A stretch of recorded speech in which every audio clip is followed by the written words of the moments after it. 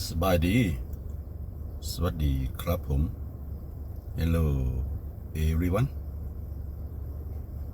ก็สบายดีอีกทีนึงนะพี่น้องเนาะ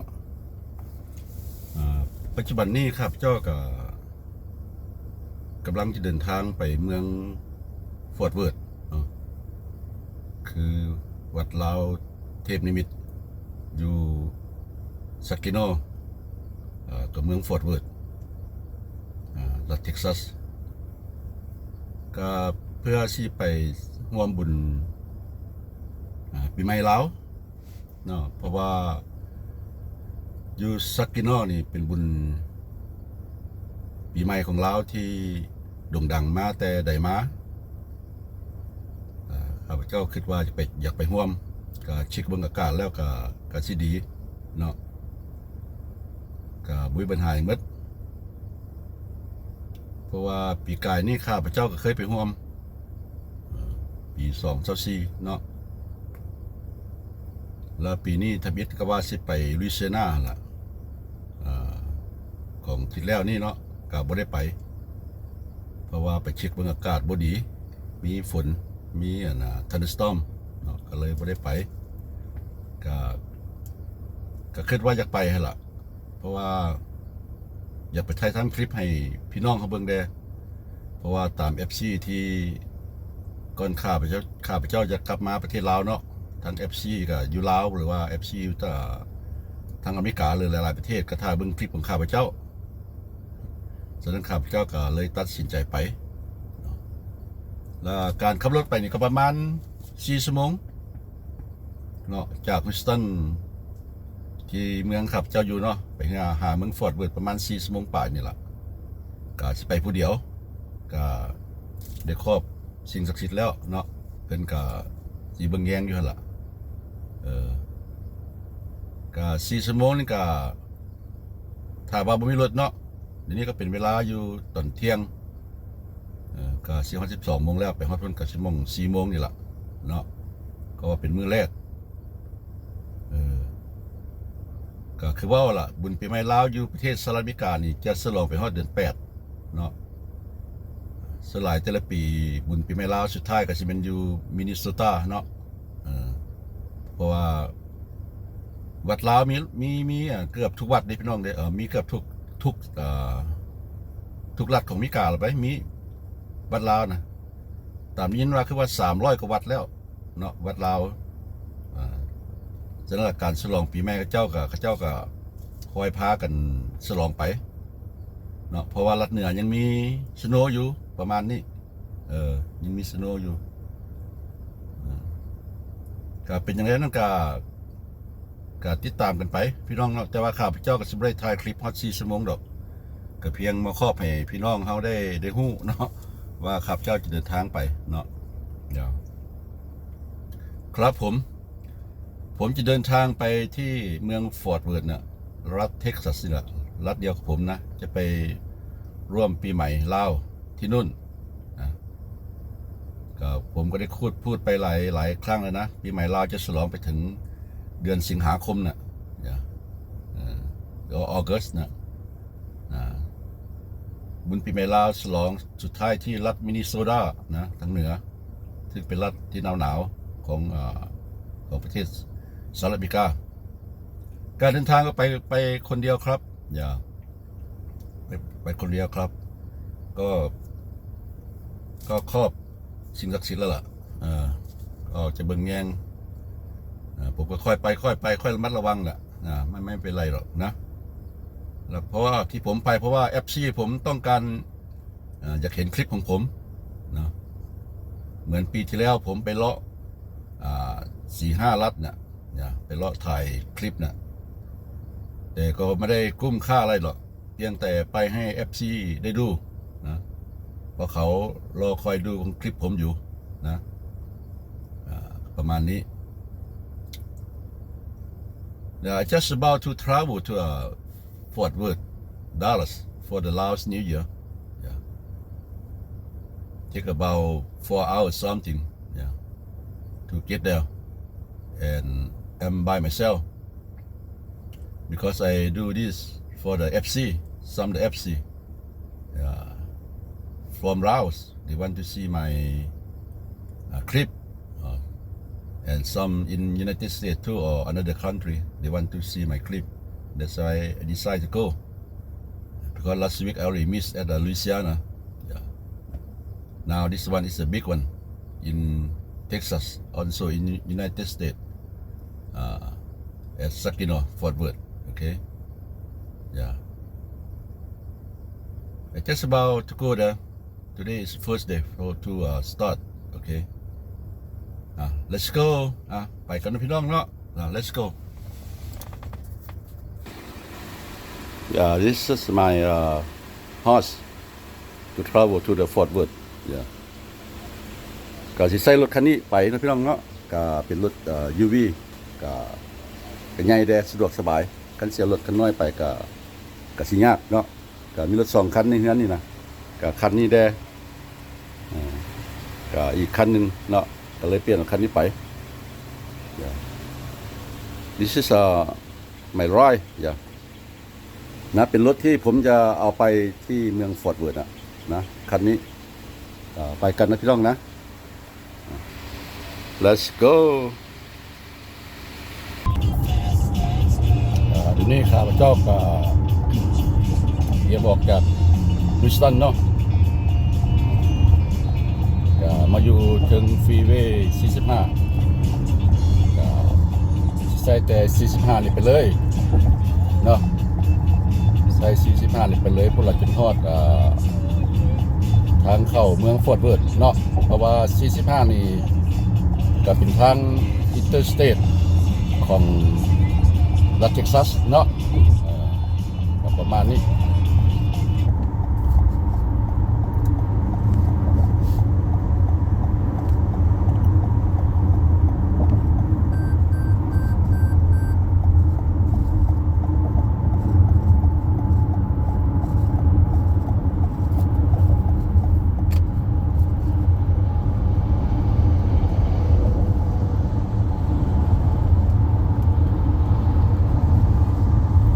คอยขับไปพี่น้องเลย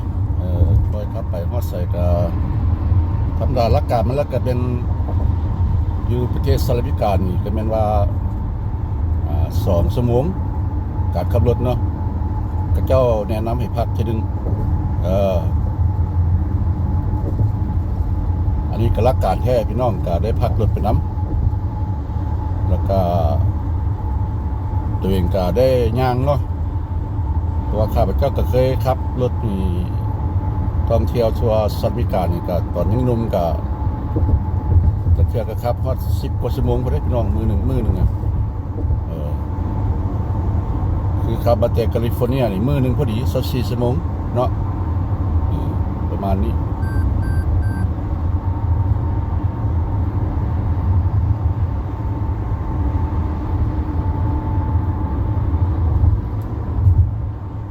เจ้ากับบอมีเพลงฟังซ้ำเพราะว่ามาผู้เดียวเพราะว่าข้าพเจ้าใช้โทรศัพท์ถ่ายทำเนาะกับเรียกเครื่องมือมีอย่างหรือว่าไปติดต่อเนาะข้าพเจ้าก็เอาโทรศัพท์ถ่ายทำแล้วก็อัพโหลดสบายเนาะใช้เครื่องมือก็ได้ไปติดต่ออยู่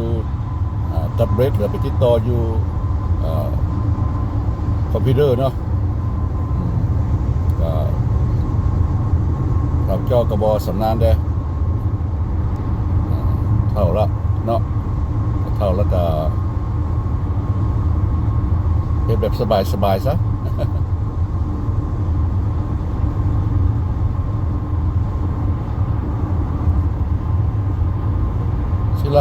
ฟรีเวย์บ้านพระเจ้าหรือว่าทั้งด่วนก็จะมีเดี๋ยวนี้ก็สร้างออกหลาย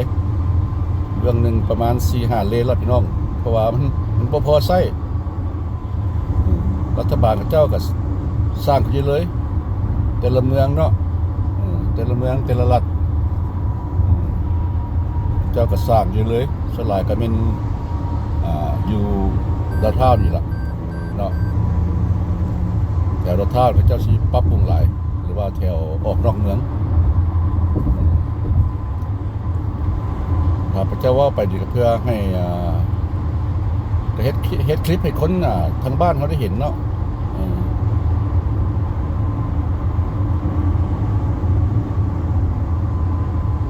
เพราะว่าเดี๋ยวนี้ก็ทั้งFC ทั้งฝั่งไทยนี่ก็ทักทายกันหลายขึ้นเสมอเนาะว่าข้าเจ้าก็เริ่มทักทายไปเพราะว่าสมัยข้าเจ้าไปเฮ็ดคลิปอยู่ประเทศลาวก็คนเบิ่งหลายอยู่เนาะลังคลิปฮอตพันลังคลิปก็ 2-3 พันคนมาเบิ่งเนาะวันนี้มาอยู่อเมริกาแล้วคลิปข้าพเจ้าก็บ่มีคนเพิ่งเบิ่งพอปานใดเนาะก็ไปซอกทักทายแต่ซ่องน้อยๆนี่ล่ะเราไปทักทายซ่องยังไงเพิ่นนี่เพิ่นบ่ตอบเฮาดอกข้าพเจ้าเคยว่าไปแล้วยูทูบเบอร์ดังๆของลาวนี่ก็มีหลายคนปัจจุบันนี้เนาะเกิดใหม่ใหญ่รุ่นก็หลายผู้ดังไปแล้วก็ดังอีหลีเนาะทักทายไปเพิ่นก็บ่รับเฮาซ้ำบ่ตอบเฮาซ้ำซ่องดีไงก็ได้ข้าพเจ้านี่คอมมั่นของFC หรือว่าของยูทูบเบอร์บางคนที่ว่าทักทายกันเนาะก็บ่ได้ขาดข้าพเจ้าจะตอบให้จนหมดแล้ว FC ผู้ใดต้องการให้ข้าพเจ้าไปถ่ายทำบ่ทันมื้อนี้ข้าพเจ้าก็ไปเนาะ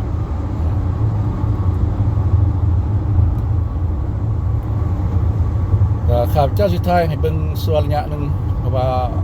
คันว่าสิถ่ายไปฮอด4ชั่วโมงก็เป็นไปบ่ได้นะพี่น้องเนาะ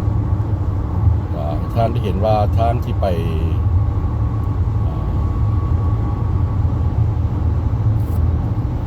เมืองฟอร์ตเวิร์ธเนาะใช้เส้นทาง45เนาะก็เป็นทางที่ใหญ่ก็ถือว่าประมาณ4 โมงปลาย5 โมงยังก็ละฮอดนะเพราะว่าขับเจ้าบ่ขับไว้วันนี้เขาเจ้าให้65 ไมล์เนาะ65 ไมล์นี่พี่น้องว่าเท่าใดนี่110 กิโลเมตรต่อชั่วโมงแล้วนี่ขับอยู่นี่เนาะ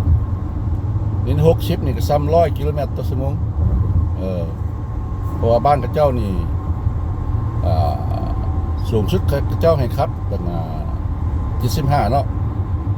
ลังบอลกับ80นี่กาย120แล้ว75 กิโลเมตรนี่พอดี120 กิโลเมตร75 ไมล์ต่อชั่วโมงนี่ก็ซ้ำ120 กิโลเมตรต่อชั่วโมงประมาณนี้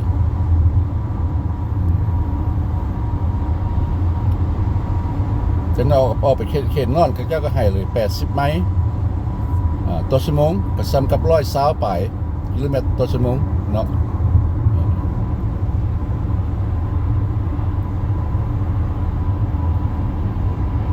รถก็สิ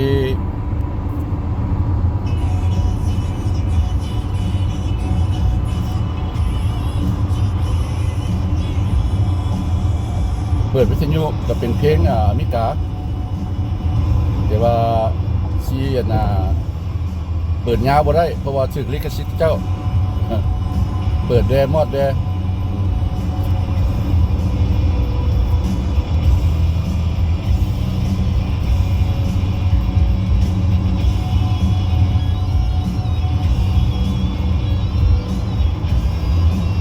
การเดินทางนี่ทานจงห่างสิ่งทุกอย่าง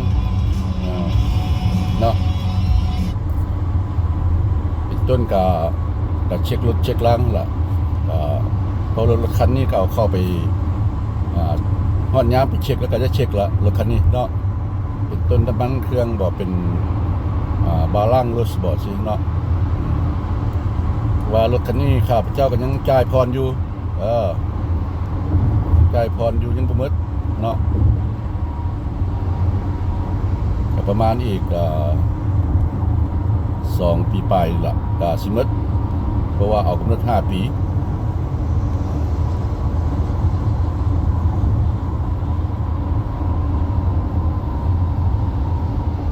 บ่ได้เป็นหนี้เฮือน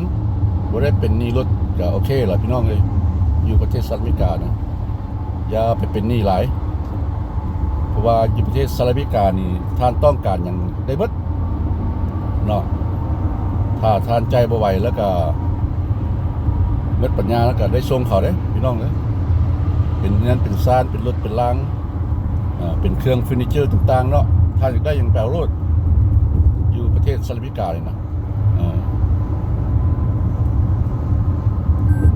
แต่ว่าข้าพเจ้าก็บ่เฮ็ดดอกเพราะว่าข้าพเจ้าเคยผ่านฟิลิปปินส์มาข้าพเจ้าเคยสอนเนาะว่าไปอยู่ประเทศสหรัฐอเมริกานี่อย่าเอ็กไซติ้งหลายเอ็กไซติ้งหลายบ่ดีเพราะว่าไปเห็นหยังก็อยากได้ข้าพเจ้าก็เฮียนั้นตัวนั้นแหละเป็นหนี้เฮือนอย่าเป็นหนี้รถเป็นหนี้รถอย่าเป็นหนี้เฮือนเนาะหรือบ่เป็นหนี้ทั้งสองแห่งดีประมาณนี้ก็ตามแคมทางไปก็สิมีห้างค้ามีป้อนน้ำมันพี่น้องมันก็บ่ยากดอกบ้านเขาอยากกินข้าวสิเนาะก็แวะออกไปโลดก็อาหารบ้านเขาเจ้าล่ะก็มีอยู่อาหารเอเชียเฮาลังบอนถ้าว่าเฮาเช็คเบิ่งกับ Google เนาะซอกหาว่าโอ้ตลาดของกินอาหารกินเอเชียเขา Google ก็บอกโลดเนาะมันก็สิมีไปตามทางนี่ล่ะ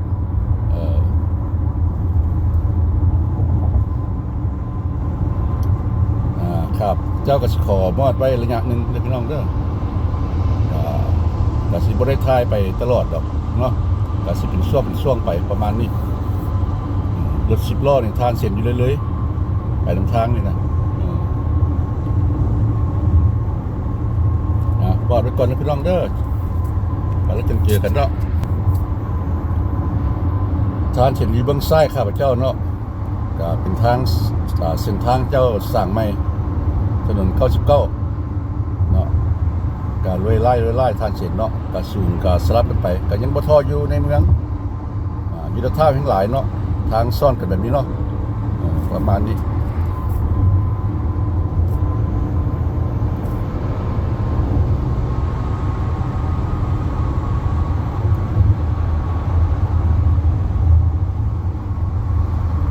พอเป็นเมืองฟอร์ดเวิร์ดนี่ก็ซับซ้อนเลยพี่น้องเลย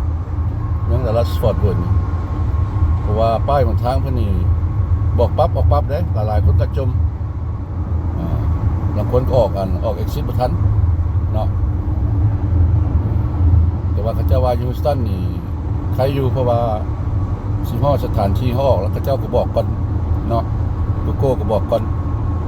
เรือป้ายบอกก่อนว่าซั่นไป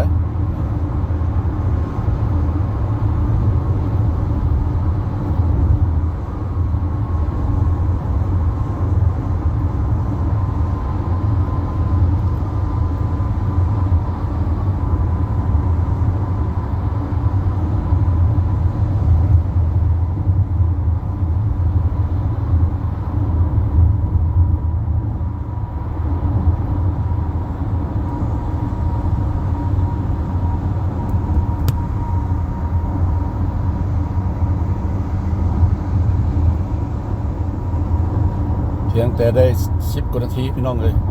ครับรถมานี่เนาะมอง3 นาทีนี่แหละ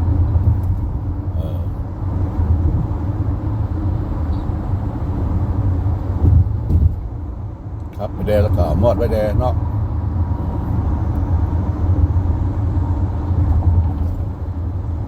ก็คือว่าแล้วก็ให้เป็นตัวอย่างที่ว่าท่านจะได้เห็นแต่ว่าไปมันก็บ่เมื่อยหรอกพี่น้องอยู่การเดินทางอยู่ประเทศสหรัฐอเมริกาเนี่ยเจ้าสิมีจุดพักผ่อนเนาะเขาเอิ้น rest area นี่แปลว่ามีเกือบทุกหม่องล่ะมีเกือบทุกหม่องเขาเจ้าก็สิมีป้ายเตือนเนาะฮอด rest area แล้วท่านจะเข้าไปห้องนอกห้องน้ำหรือว่ามันก็เจ้าก็สิมีตู้ขายเครื่องตู้อาหารตู้น้ำเนาะก็ไปป้อนเอาโลดก็สบายทีนี้ข้าพเจ้าก็ฮู้อยู่ว่าคนลาวเฮาอยู่ตามประเทศก็รู้จักไปแล้วล่ะแต่ว่าข้าพเจ้าเว้าไปก็เพื่ออธิบายให้คนลาวที่อยู่ประเทศเฮาได้ฟังเนาะหรือว่าไทยเพื่อนบ้านเฮาเนาะว่าข้าพเจ้าก็มี FC ของประเทศไทยนี่ก็ คอมมันมาหลายเนาะคอมมันมาหลายเพราะว่าการทักทายกับFCอยู่ฝั่งไทยนี่ก็เกือบเสมอเลยพี่น้องเด้ออันนี้ก็ทักทายไปทั่วโลกละว่าเดี๋ยวนี้ยากหลายคนสิเขามาเบิ่งช่องท่านเพราะว่ายูทูบเบอร์มีทั่วโลกแล้วเดี๋ยวนี้นะเนาะตะกี้คนบ่เฮ็ดปานใด YouTube นี่แต่สมัย10 ปีหลังสมัย10 ปีหลังนะเพราะว่า YouTube เนี่ยเขาเกิดได้ประมาณ10 กว่าปีนี่ล่ะเนาะแต่ iPhone ออกเนาะแต่ iPhone ออกก็มันเริ่มมี YouTube โลดก็ได้10 กว่าปีละ YouTube นี่ประมาณนี้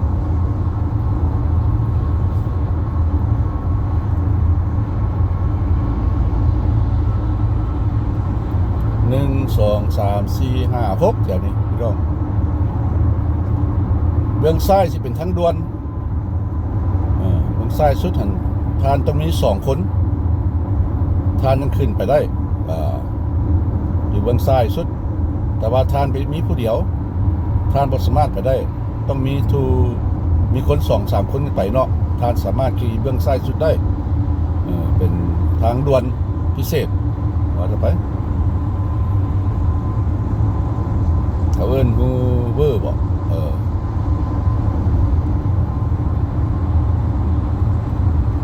ทานต้องมีประมาณ2 คนขึ้นไปเนาะเดี๋ยวนี้ก็มาฮอดวูดแลนด์เป็นเมืองออกมาจากเมืองสั้นเนาะเจ้าเป็นเมืองวูดแลนด์ก็ได้อย่างงามเมืองนี้งาม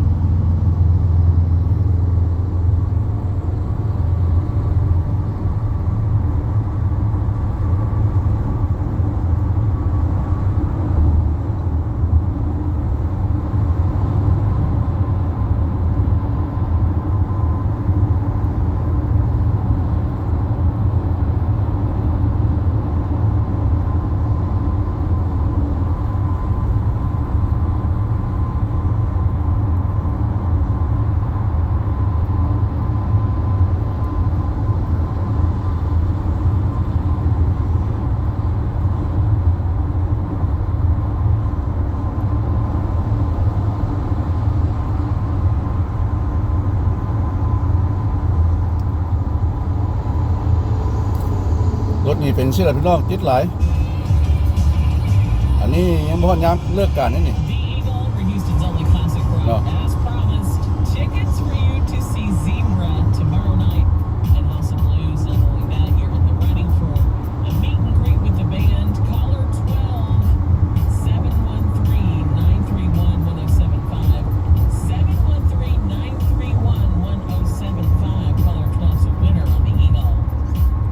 มีเพลงฟังกับฟังคนว่าเอาแต่เจ้าก็มีเพลงอยู่แต่ว่าเปิดไลน์บ่ได้มันสิถือลิขสิทธิ์เนาะประมาณนี้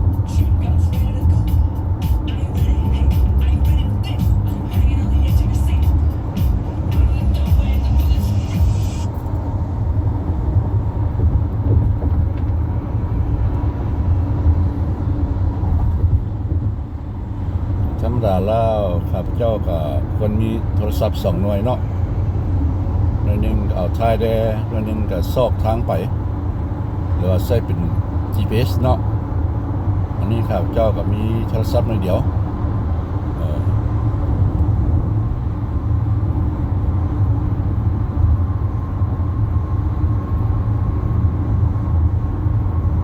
ถ้าถ่ายเฮ็ดคลิปมานี่ก็ได้หลายปีแล้วแต่ว่าบ่ฮู้การเอาเข้าเปิดจังใดเนาะก็หาตะมะฮู้นี้ตะกี้ก็เพียงแต่ว่าถ่ายรูปแล้วก็มันเต็มอยู่โทรศัพท์แล้วก็ไปฝากไว้ใน YouTube เนาะ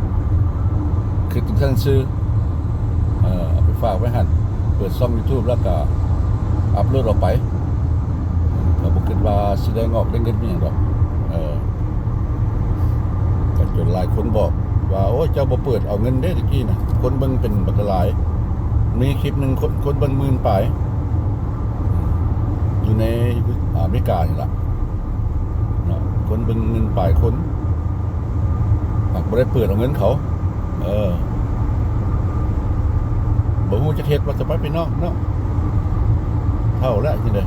ข้าพเจ้าก็ไม่ได้เก่งมีอย่างหรอกมาอยู่อเมริกานี่ก็เรียนภาษาอังกฤษนี่ก็ตามของล่าของการตามข้าวตามเครือไปสิละไม่ได้เข้าเรียนจะหน่อยๆดอกเนาะนี่ก็ทางซับสนอยู่นี่แต่ละบอลจะเป็นสิละมีขวาสิละพี่น้องเด้อ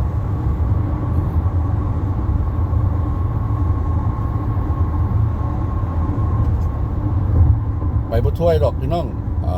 รัฐเท็กซัสนี่ก็ได้นะครับมาครับเจ้ามาอยู่นี่ก็ไปเกือบเมืองแล้วเนาะเมืองใหญ่เป็นต้นฮิวสตันเนาะดัลลัสฟอร์ตเวิร์ธสิเนาะเมืองเอกก็เป็นออสตินก็ไปมาแล้วเนาะเมืองซานแอนโทนิโอก็ไปมาแล้วเนาะเมืองเอเมริโรทั้งเหนือคุณก็ไปมาแล้วสนาก็ไปหลายเมืองอยู่แต่ว่าบ่ได้ไปแต่ว่ากระเจาะกระแจะเรื่องไปแต่ละเมืองนี่ไปเรื่องไปแต่ละเมืองนี่ไปสิขอมอดไปก่อนอีกบันนึงบางทีเจ้าตำรวจมาสิย่านเพราะว่าเจ้ามีเหือเจ้าสแกนเหือแบบนี้เหือเบิ่งคือสิบ่เซฟตี้หั่นนะเวลาเจ้าแก้ไปรถก็สโลว์ดาวน์นิดนึงเพราะว่าอยู่ตามหนทางนี่สิมีตำรวจตลอดบ้านเจ้านะทางขี่เกินสปีดความไวก็บางเที่ยก็ชึกแล้วแหละ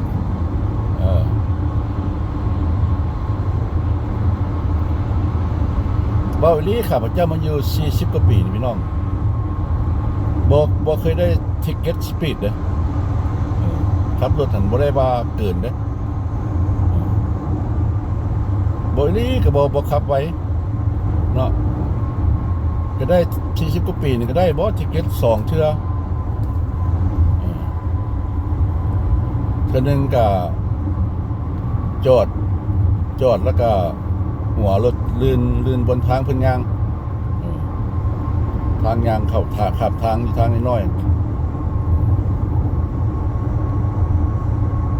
2ม้าเขาก็มาต่ำก้นเพราะว่ารถขับเจ้าอยู่กลาง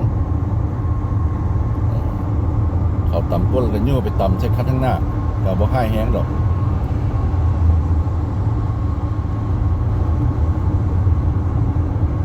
การขับรถนี่ก็ว่าอย่าว่าทั่วสหรัฐอเมริกาแล้วเพราะว่าข้าพเจ้าก็ท่องเที่ยวเนาะท่องเที่ยวประเทศสหรัฐอเมริกานี่ก็เกือบทุกรัฐแล้วยังแต่阿拉斯加ประเทศลาวก็บ่เว้าละไปทุกแขวงแล้วเนาะประเทศไทยนี่ก็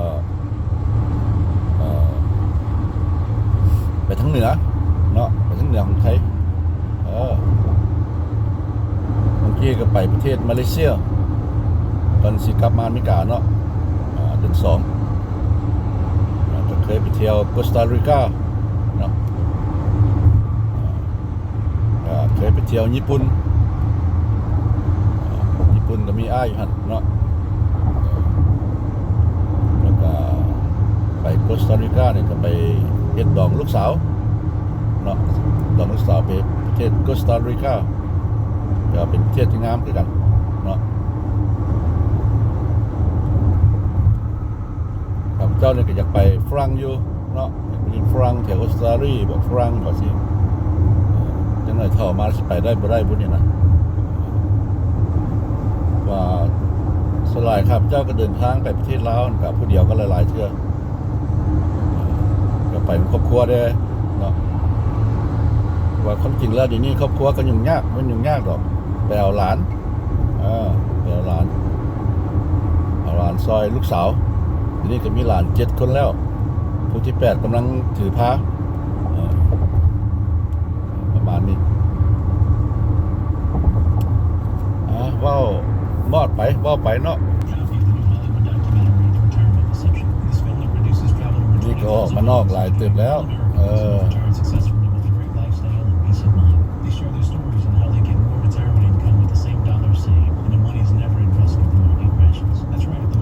listen to the radio, not the music. If I record the music, it might could be right. I just warning from the YouTube company already too many times. Now I try to be careful now. It might, ending my channel. Tax Relief Advocates is urgently notifying taxpayers that tax relief initiatives are now available that may significantly reduce or eliminate what you owe. ทางเขียนเนาะทั้งสองฝากทางสินทุกมากไม่เป็นที่ทัดงามบทต่างกับประเทศลาวเขาเวลาทานออกข้างนอกว่าอยู่บางซ้ายนี่ก็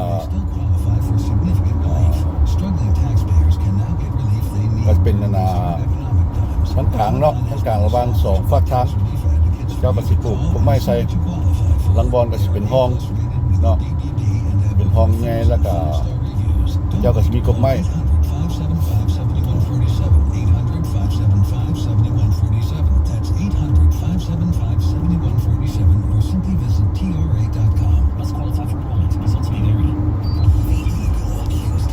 ครับเจ้าเคยขับรถไปเฮ็ดเวียกอยู่แคลิฟอร์เนียกาย24 ชั่วโมงพี่น้องเพราะว่าต้องไปทางสุดของแคลิฟอร์เนียเนาะ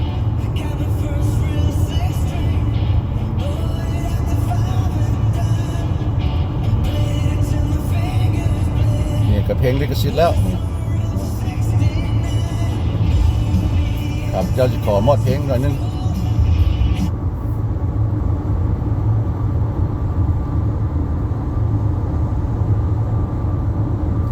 เจ้านี่ก็กำลังปรับปรุงครับเจ้าเหลือไปบางครัวนี่กำลังสีปลูกเฮือนโค้งไม้ขึ้นอีกเนาะเพราะว่าการสร้างสาเฮือนอยู่ทางใต้นี่หลายหลีพี่น้องเพราะว่าคนก็เข้ามาอยู่หลายเพราะว่าเฮือนซาบ้านซองอยู่เมืองข้าพเจ้านี่ถือกว่าเมืองอื่นหลายแล้วก็ถือกว่ารัฐอื่นๆหลายเนาะหมายความว่าค่าของชีพในเมืองฮุสตันนี่ดีที่สุดในประเทศสหรัฐอเมริกาการครองชีพกับค่าของชีพก็ถือได้กว่ารัฐอื่นเป็นต้นอาหารกันกินนี่ก็ราคาก็ต่างกันเลยพี่น้องเลยน้ำมันนี่ก็แถวเหนือนี่ก็แพงเนาะทุกสิ่งทุกอย่างอยู่นิวยอร์กสิแพงบ่ว่าอาหารการกินบ่ว่าน้ำมันเนาะแต่อยู่รัฐข้าพเจ้านี่ก็จังว่าคนลังเขามาอยู่หลายแล้ว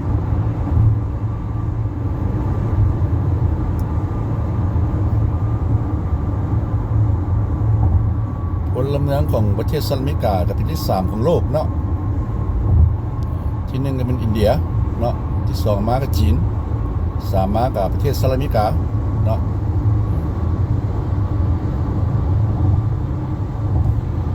แต่จีนอิสราเอลคนน่ะอยู่ตามประเทศนั้นบ่ครับเจ้าก็บ่ฮู้เพราะว่าคนจีนไปอยู่ทั่วโลกแล้วอยู่เมืองข้าพเจ้านี่ก็ไชน่าทาวน์อยู่เบลเล่กับที่ใหญ่นี่ยัง192 กิโลเมตรเนาะสิฮอดดัลลัส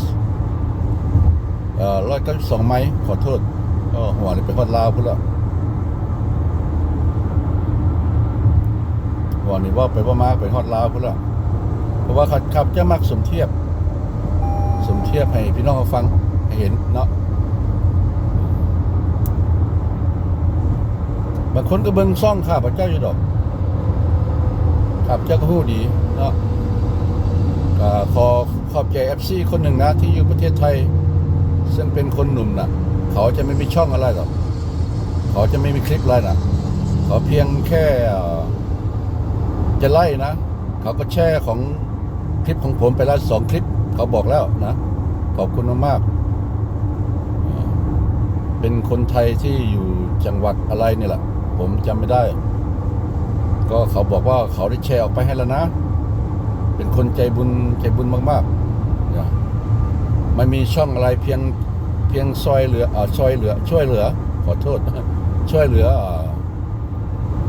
ยูทูบเบอร์น่ะนะแต่ละคนนี่ให้มีรายได้เพิ่มนะ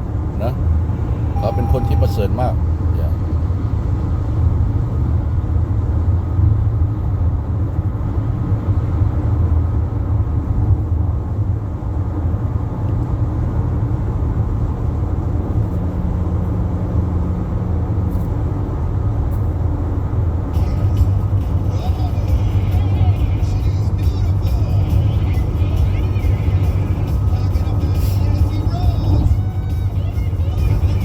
เมกโรสฟอร์ว้าวก็จะปิดไว้หน่อยนึงนะพี่น้องเนาะปิดไว้หน่อยนึงทีนี้ทางเส้นนี้นี่ออกมานอกเดินแล้วไกลแล้วเนาะทีนี้เขาเจ้าใส่อยู่75ไมล์ต่อชั่วโมงลองเด้อเขาใช้75ไมล์ต่อชั่วโมงก็หมายความว่า120พอดีเนาะ120กิโลเมตรต่อชั่วโมงแหละแต่ว่าท่านสามารถเล่น80ได้การลื่น5ไมล์ต่อชั่วโมงบ่เป็นหยังเนาะแต่ว่าอย่าให้ลื่นหลายนะเส้นทางตัวนี้เขาให้75ไมล์ต่อชั่วโมงนะประมาณ120กิโลเมตรนะ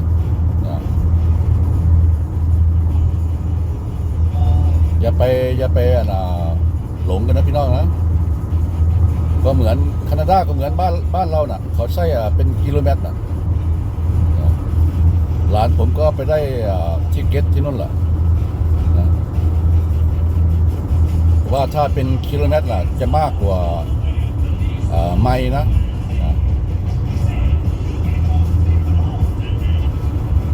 หลานผมไปเห็นเขาให้เยอะน่ะก็ไปเหยียบเลย เหยียบแต่เพราะว่าเข็มของรถน่ะมันจะบอกเป็นใบนะมันจะบอกไม่ได้บอกเป็นเป็นกิโลเมตรน่ะเขาก็ไปขับรถไวเกินเหตุก็ได้เจ็บนะเพราะแต่ละประเทศใช่ไม่ต่างกันนะ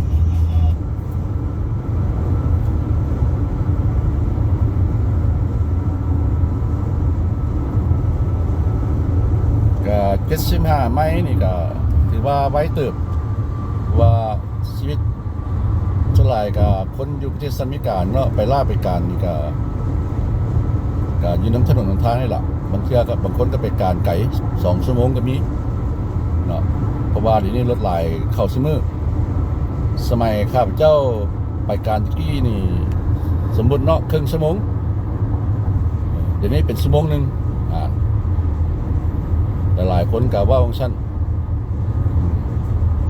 เพราะว่าไปใส่บ่คือที่เก่ารถมันหลายเนาะท่านสิสามารถเห็นเบื้องขวาเนาะ75ไมล์ต่อชั่วโมง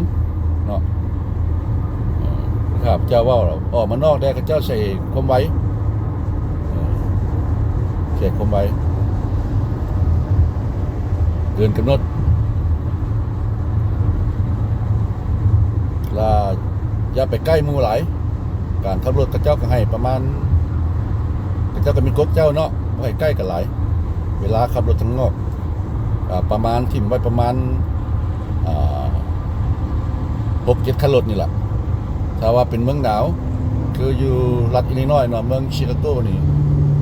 กฎระเบียบของเจ้าถ้าว่ายามหนาวมาต้องขับรถต้องให้ห่างกัน10 คันเพื่อว่าเวลารถเป็นอย่างมาเนาะเพราะว่ารถจิสโน่นี่เหยียบเบรกมันก็เจือก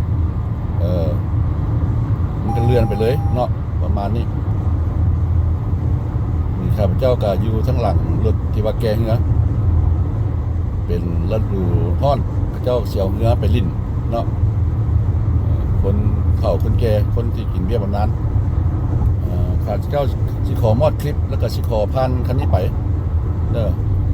Yeah, I will pass this the care no the boat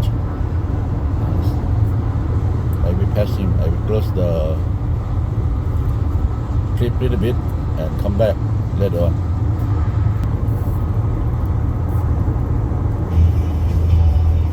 เจ้าก็ผ่านคันนั้นมาแล้วเนาะผ่านรถจีเกงเนาะนี่ครับเจ้ากระแลนอยู่80ไหมต่อชั่วโมง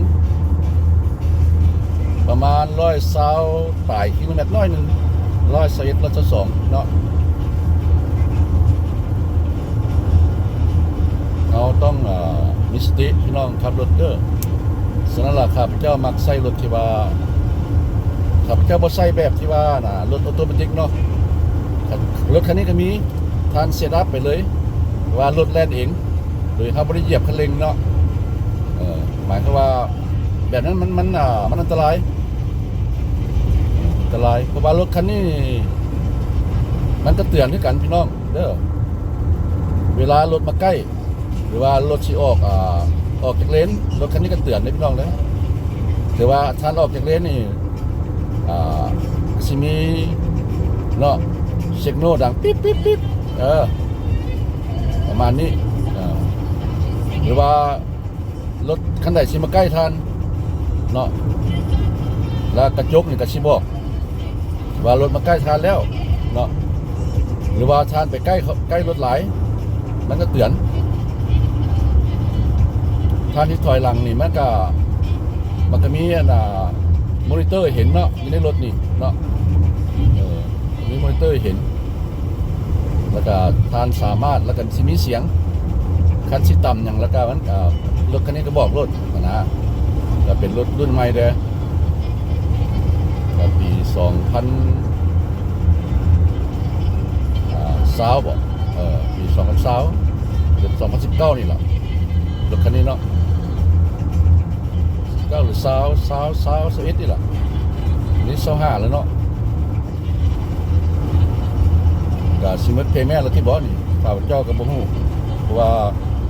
ภรรยาเป็นผู้จ่ายนี่เขามาฮอดภาคของแซมฮิสตันเนาะอยู่เบื้องขวาข้าพเจ้านี่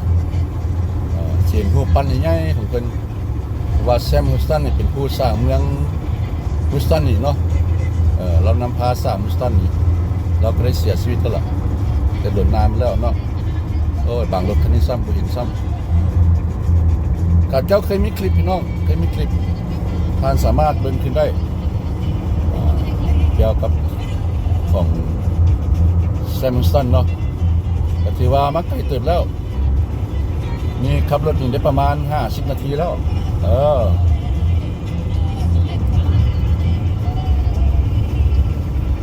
ตัวหลังคลิปพระเจ้าก็เฮ็ดไล่ไปเลยจน 4-5 ชั่วโมงบ่ได้พี่น้องเลยแต่ว่าข้าพเจ้าบริษัท YouTube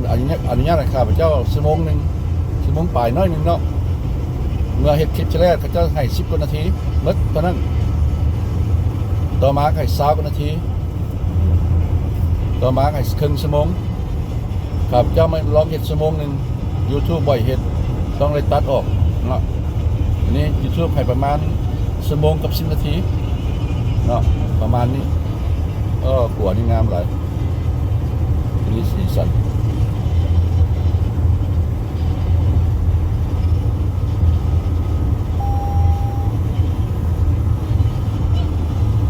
ได้ประมาณชั่วโมงแล้วข้าพเจ้าสิขอมอดคลิปเนาะแล้วก็ไปเจอกันอยู่ฟอร์ตเวิร์ธเนาะเพราะว่าข้าพเจ้าบ่สามารถสิว่าสิถ่ายไปฮอด4ชั่วโมงเนาะ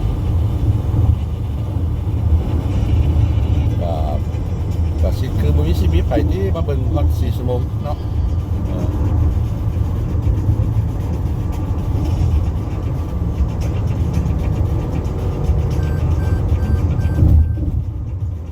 การสิได้ยินเสียงเนาะเอาเปลี่ยนเลนแล้วก็รถดังรถรถเชือกนี่มันก็บอกรถหรือว่ามีทางโค้งก็สิบอกรถเนาะข้างหน้านี่เป็นเมืองสร้างใหม่พี่น้อง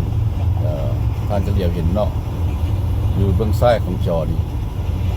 ท่านกำลังปรับปรุงถนนทางเบื้องขวาคือกันเนาะเจ้ากำลังขัวแปลงฟรีเวย์ใหม่สลายเจ้าชิงยกระดับเนาะระดับหนทางขึ้นแต่วันนี้เจ้าเตรียมใช้ที่ว่าเฮ วนี้มันก็น้ำท่วมเนาะทีนี้ก็เจ้าพยายามสร้างหนทางให้สูงขึ้นโอ้แถวนี้สิเจริญหลายพี่น้องเพราะว่าข้าพเจ้าเห็นเจ้าปรับปรุงหนทางเนาะเจริญหลายละข้าพเจ้ายังบ่อยากตายเชื่อยังมีชีวิตเบิ่งความเจริญของประเทศซัมมิกาเนาะเมืองสร้างใหม่ว่าก็จะสิออกมาสร้างอยู่นอกหลายๆเมืองลำเทียคนลาวเฮานี่เด็กน้อยสลายก็สิออกมาอยู่แถวนอกพี่ล่ะเพราะว่าอยู่เท็กซัสดินยังกว้างหลายเนาะมันกว้างหลายดีนี่ก็แม่นกำลังสร้างขัวใหม่บนทางใหม่เนาะ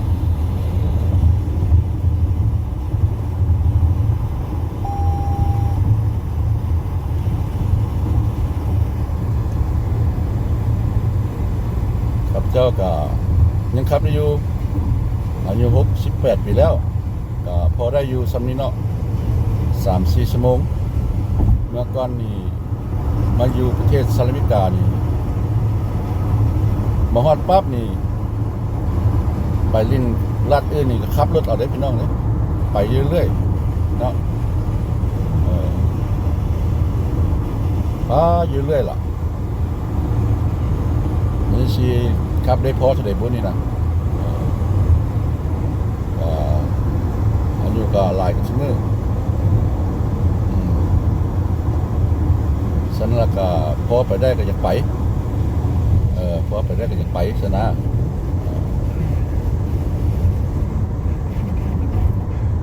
ว่าคนลาวทุกคนก็ไปสิล่ะคนลาวอยู่อเมริกาบ่ได้หลาย 250,000 คนนึงเนาะแต่รีคอร์ดตะกี้พุ่นล่ะทีนี้เขาส่งกลับบ้านเด้อจักสิเหลือเท่าใด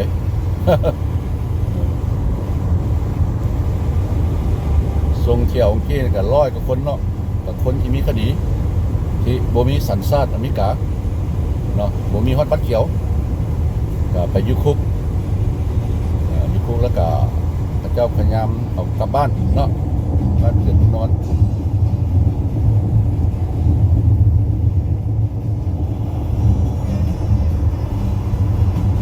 หลังบอลทานเสียนพระเจ้าเอาหัวกั้นทั้งกลางเพื่อบ่ให้รถผ่านไปเพราะมีบางคนขับรถนี่ยังไปผ่านทั้งกลางอยู่เนาะ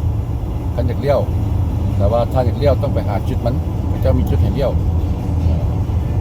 พระเจ้ามาทางไก่สิพระเจ้าบ่ให้แบบว่าตัดไปหากันได้ว่าจะไปข้ามกลางทาง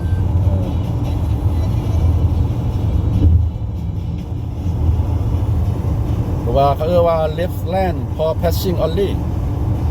ว่าท่านจะอยู่เบื้องซ้ายเลยบ่ได้เนาะเป็นบอนที่ว่าท่านอยากไปไว้แล้วท่านก็ผ่านรถอื่นเนาะแล้วก็มาอยู่เบื้องขวาประมาณนี้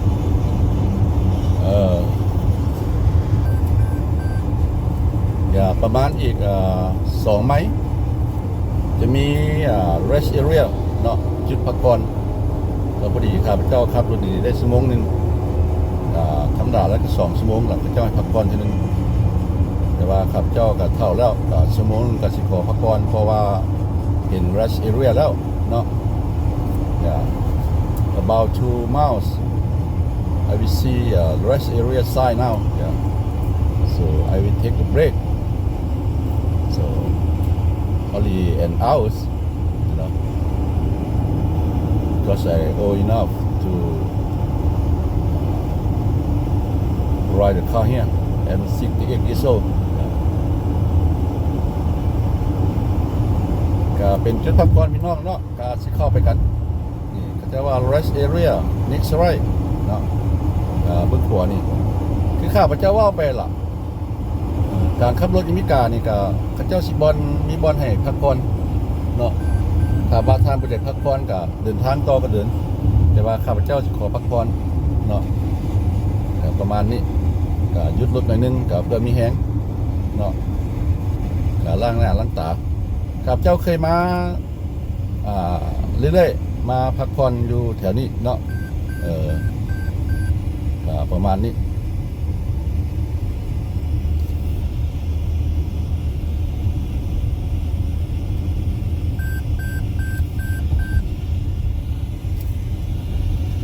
right you know in United States they have the rest area yeah the most is in the south yeah in Texas they have too many rest area okay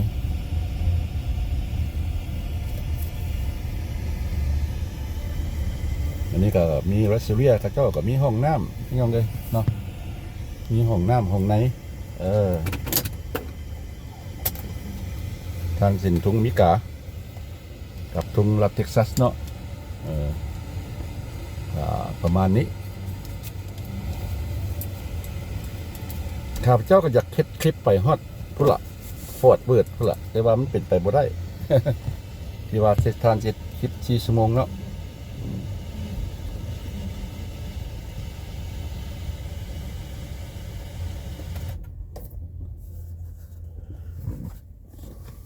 เป็นสถานที่ที่ใหญ่กว้างขวางเด้อพี่น้องเด้อลงไปพักผ่อนกันเนาะ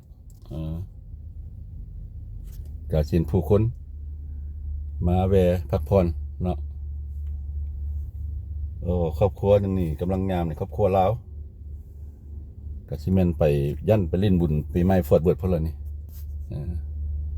กระเจ้าก็สิมีบอนจอดรถใหญ่น้ำเนาะพวกขับรถใหญ่นี่อันตรายต้องได้พักผ่อน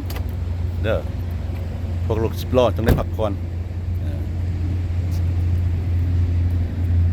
ที่ละประเทศเขาพี่น้องมันเหลือเกินเนาะมันเหลือเกิน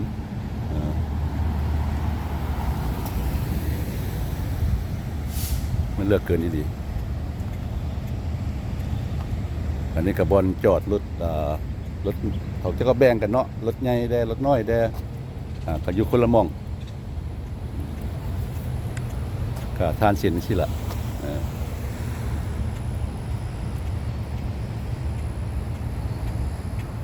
ก็งามดี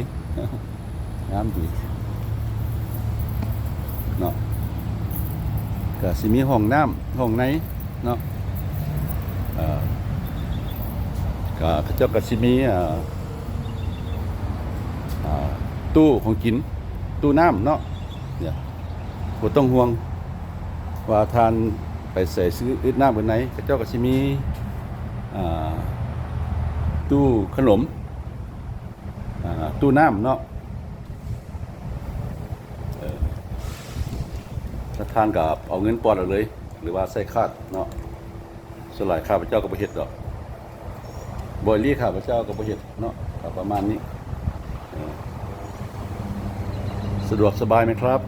ตามทางเขาก็จะมีอะไรตู้เครื่องดื่มและตู้ขนมนะสะดวกสบายที่ West Area นะเขาก็จะมีห้องน้ำอะไรแล้วเขาก็จะมีพาวิลิออนรายการเท่นนะแล้วก็มีทางเดินเล่นนี่ rest area นะครับจุดพักนะเขาก็จะมีอย่างนี้คุณสามารถมาเดินเล่นได้เทคไทม์นะ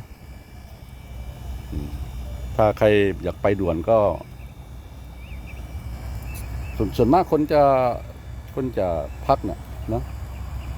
คนจะพักไปหมด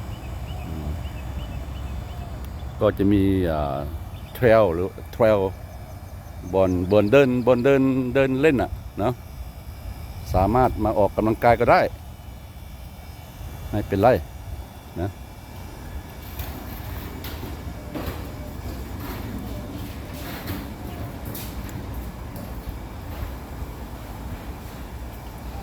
ได้ทุกบรรยากาศไหมครับ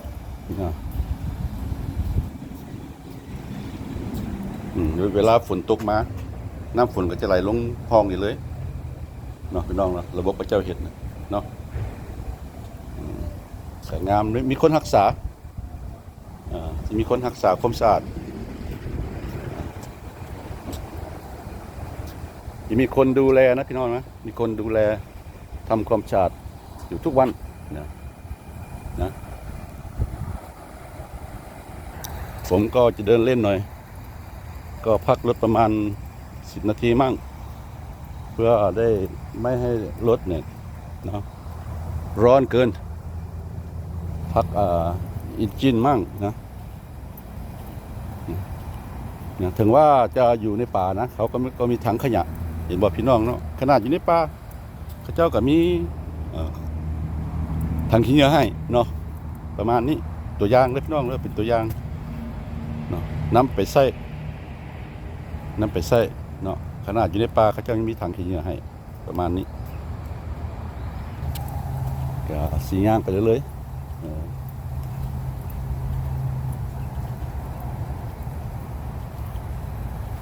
อันนี้ก็เป็นบอนมีน้ำเขาเจ้าละเฮ็ดหัวนี่กันหน่อยนึงแต่ว่าน้ำก็มีแล้วล่ะหัวนี่ก็เป็นหัวไม้ แบบบ้านๆเนาะแต่ว่าเป็นบอนย่างดีหลายขนาดบอน พักผ่อนนี่เขาเจ้าก็มีพาวิลิออนหรือเต้นเนาะท่านสามารถซื้ออาหารแล้วก็มากินอยู่ได้เนาะข้าพเจ้าก็เคยเฮ็ดหลายเทื่ออยู่คันมาหลายคนเนาะก็ประมาณนี้เขาเจ้าสิมีพาวิลิออนนี่อ้อมอยู่เลยกว้างขวางอันนี้ก็เป็นสัญลักษณ์ทุ่งเท็กซัสก็ประมาณนี้ข้าพเจ้าก็เช็ดให้มันเต็มคลิปเลยเนาะให้เต็มคลิปเลยก็ข้าพเจ้าแล้วก็สิขอปิดคลิปนั่นละเนาะก็สิเพียงที่เดินทางแบบนี้การนี้ข้าพเจ้าได้เดินทางมาฮอดชั่วโมงนึงแล้วได้ชั่วโมงนึงเด้อพี่น้องเด้อแต่ยังอีก3 ชั่วโมงเนาะ 3 more hours to go because from Houston to Fort Worth for Laos New Year take about 4 hours from Houston, Texas to Fort Worth, Dallas, Texas. Yeah, something like that.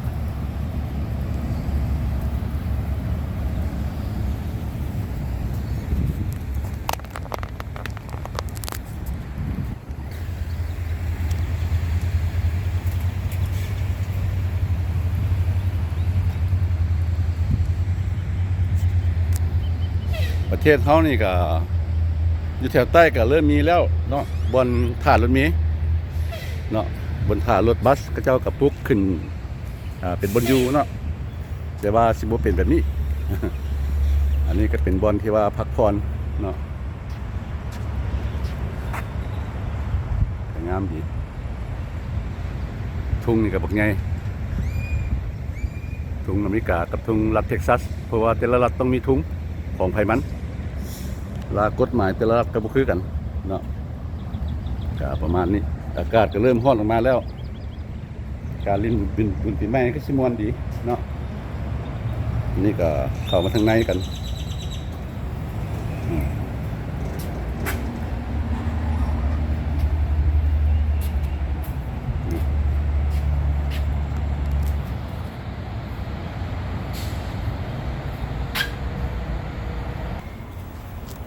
อันนี้ก็ทางในก็เจ้าเนาะก็สวยงามดีเจ้าก็มันก็เจ้าก็สิมีโทรทัศน์ให้เบิ่งเนาะแต่ว่าทานบ่อยากเดินทางก็เจ้าก็มีทีวีให้เบิ่งอยู่บนนั่นแล้วก็บนนั่งเบิ่งทีวีประมาณนี้เนาะอันนี้ก็ห้องน้ำผู้ชายมีห้องน้ำคนพิการน้ำเนาะก็เจ้าก็แยกกันแล้วก็ห้องน้ำผู้หญิงกับคนพิการต่างหากอีกจะได้พี่น้องเลยSam Houston นะ Yeah these are pictures of the Sam Houston the one who built the Houston city yeah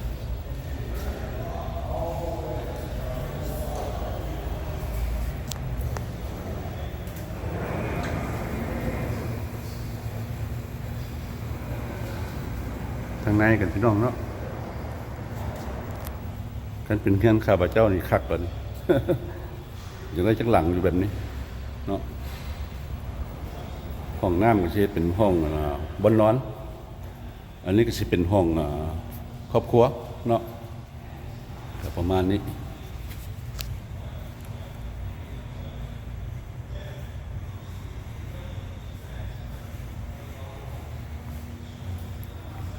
lumbers agriculture industry เนาะเท็กซัสนี่ก็มีปลูกไม้หลายเด้อพี่น้องเด้อปลูกไม้หลายเห็นบอกเขาจะว่า lumbers agriculture industry แต่ว่าสลายการปลูกเงินในประเทศสหรัฐอเมริกานี่เขาเจ้าใช้ไม้หลายไม้2-4ล่ะก็แน่นดีข้าพเจ้าอยู่เงินหลังนั้นก็40 กว่าปีแล้วเงินหลังนั้นเกือบ100 ปีแล้วเนาะประมาณนี้ตัวนี้เขาเจ้าเอิ้นอย่างตัวนี้biodiversity in the pine wood เนี่ยนี่นะถ้าเห็นเนาะสัตว์อยู่ในป่าเขาเจ้าว่าเนาะประมาณนี้เพราะว่าเท็กซัสนี่เป็นอากาศคือบ้านเขาก็เจ้าสิมีปลาหลายเนาะอันนี้ก็เป็นทุ่งเท็กซัสเนาะประมาณนี้สั้นมาห้อนี้ครับเจ้าขอปิดคลิปด้วยพี่น้องเด้ออย่าลืมกดไลค์ให้ความเห็นและกดติดตามเนาะ so thanks for watching but don't forget to like comment and subscribe please I will close the clip I will see you at Fort Worth ก็พบกันอยู่ Fort Worth พี่น้องเด้อนะผมจะขอปิดคลิปนะก็จะเดินทางไปต่อ Fort Worth ประมาณอีก3 ชั่วโมงนะก็พบกันที่ Fort Worth ครับผมขอบคุณที่เข้ามาชมบ๊ายบายพบกันใหม่เด้อพี่น้องเด้อ Good luck people bye